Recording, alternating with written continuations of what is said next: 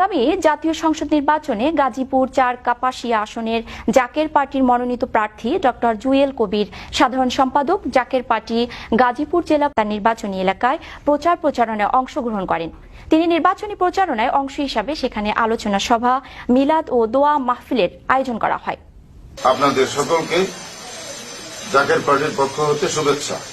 জাকের পার্টির প্রতীক ভালোবাসার প্রতীক, মানবতার প্রতীক, পবিত্র গোলাপ ফুলের সকলকে শুভেচ্ছা।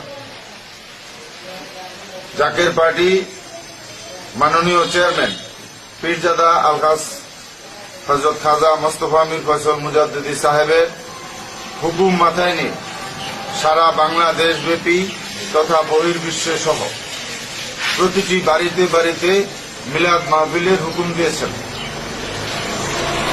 আমরা সেই পবিত্র হুকুম মাথায় নিয়ে আমরা আজকে এই মিলাদ মাহফিলে আমরা শরীক হইলাম। আমরা এখানে মিলাদ করব, আমরা রোজা শরীফ জিয়ারত করব, আমরা দয়াল নবী রাসূল পাক সাল্লাল্লাহু আলাইহি সাল্লামকে উসিলা করে, বিশ্বলি খাজা বাবা ফরিদপুরি কাবলাজান সাহেবকে উসিলা করে আল্লাহর দরবারে আমরা শান্তিকামী মানবতা এবং মুসলিম উম্মার জন্য দোয়া করব।